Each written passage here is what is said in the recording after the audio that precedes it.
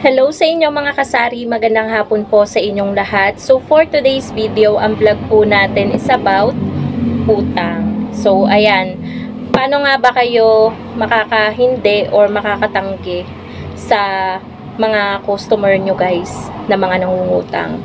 Especially lalo na kung inyong kaibigan, kamag-anak, or kung sino pa man, kapitbahay, paano kayo maghihindi nang hindi sasama yung loob nila. Kasi guys, 'di ba?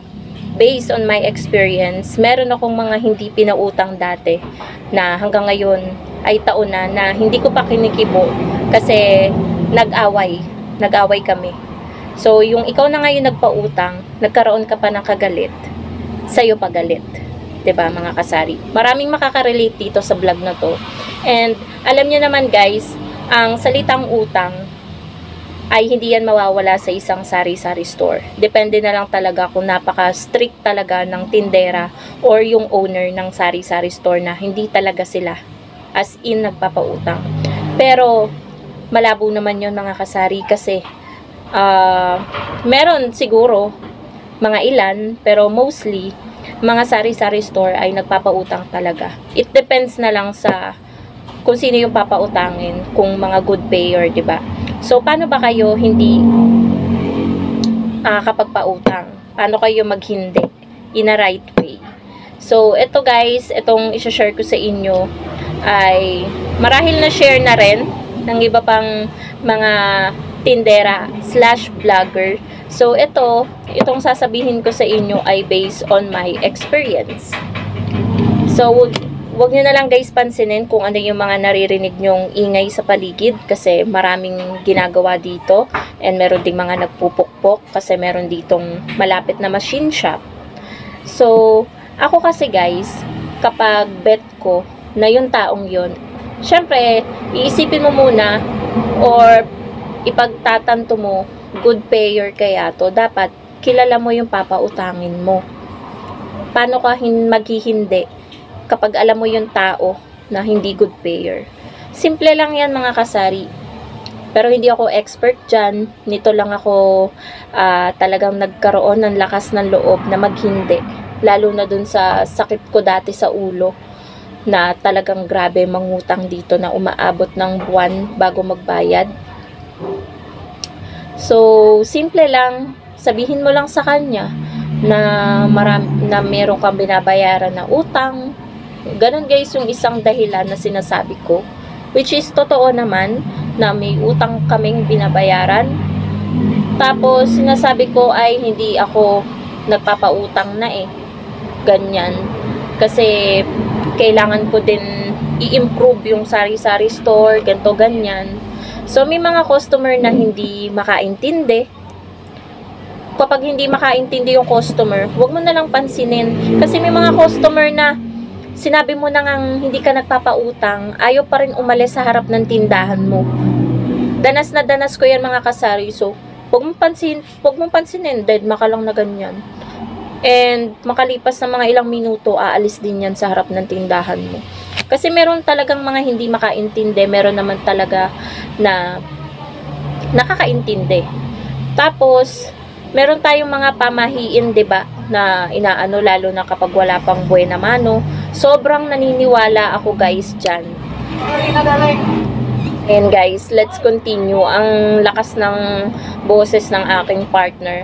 Kasi may niluluto siya guys, yung mushroom. Kulang daw yung harina. Yung pag-aanuhan, tapos diretso mantika. And ayun, nakalimutan ko na tuloy yung sasabihin ko. Wait lang guys. Ayan mga ka-super, let's continue na talaga. Ang hirap ng mag-timing kapag ang oras talaga ay dire-diretso na yung mga customer. 4:38 PM na po. At hindi talaga ako makakontinue sa pagbablog. Ayun nga yung topic natin. Ang ingay pa ng motor ng kapatid ko. Galing siya from work. Yun nga, pamahiin. Naniniwala ako din doon guys. Kaya kapag wala pang buena mano or pangalawa pa lang yung bumibili, hindi talaga ako nagpapautang. Alam nyo yun guys, wala pang alas 6 ng umaga, tapos may nangungutang na sa tindahan mo. Ang lakas maka-bad trip nun. As in, hindi naman sa syempre tao lang tayo. Alam nyo yung wala ka pang benta, tapos mas malaki pa yung uutangin niya na worth 200 plus, tapos ikaw ang benta mo pa lang wala pang 20 pesos. Sinong hindi mayayamot nun, 'di ba? Aminin niyo mga kasari, tao lang tayo. Talagang wag tayong magmalinis kung talagang kapag nangyari yun sa inyo ay hindi kayo mayayamot. Hindi ako maniniwala.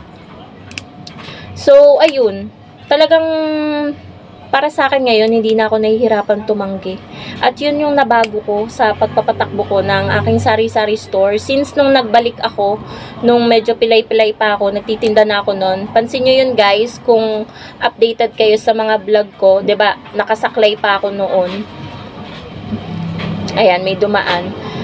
Talagang since nung bumalik ako, talagang inano ko na yung sarili ko na hindi talaga muna ako magpapautang. Pero may mga tao or customer akong pinapautang, pero mga good payer yon mga kasari. As in good payer. Tuwing Sabado yung bayad nila. As in, kakarating lang from work, maya-maya eto na. So, fully paid, makakaulit kapag ganun, 'di ba?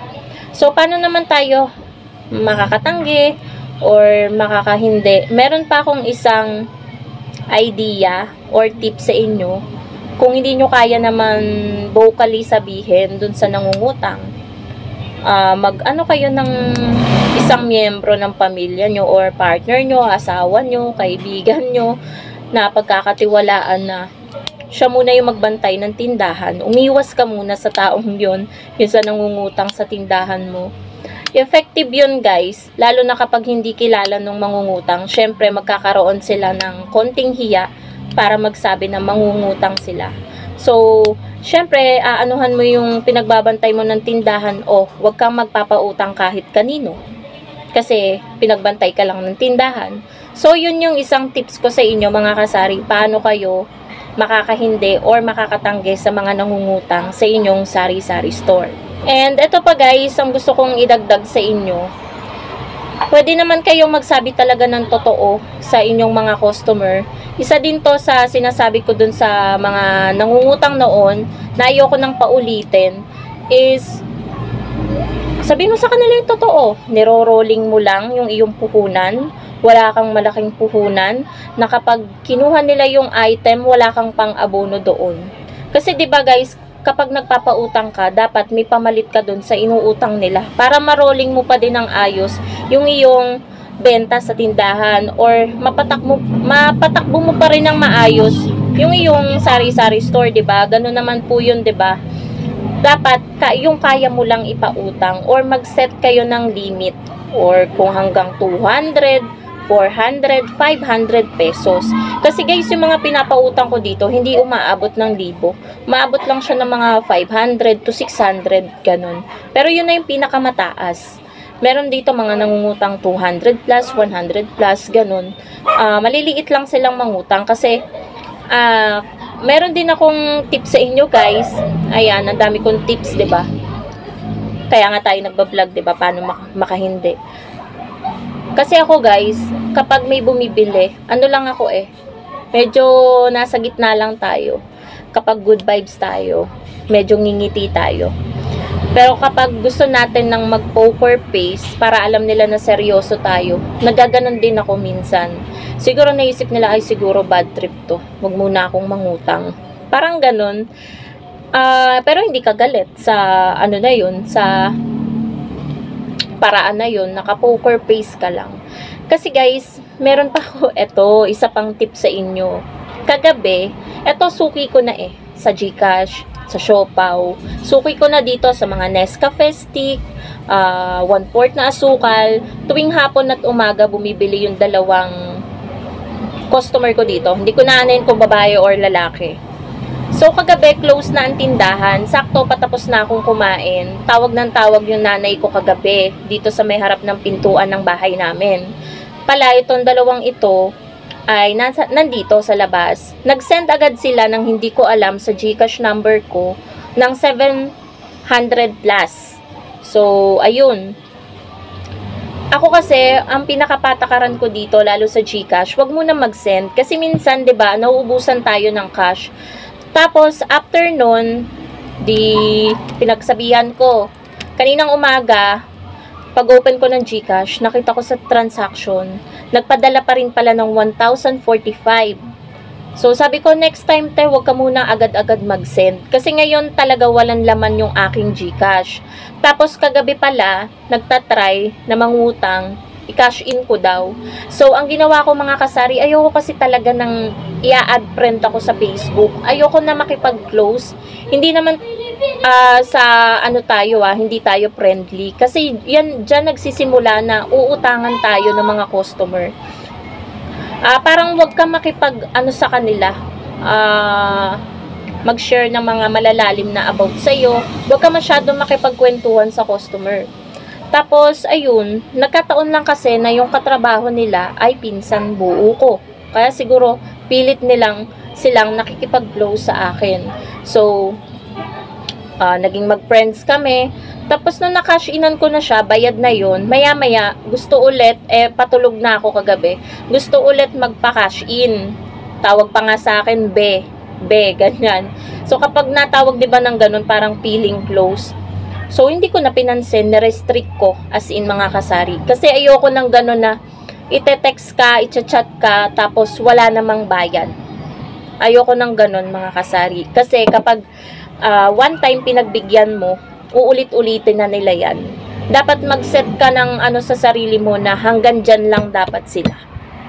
Ganun ako guys, kahigpit ngayon sa aking sari-sari store. Ayoko ng mga ganun na masyadong paimportante.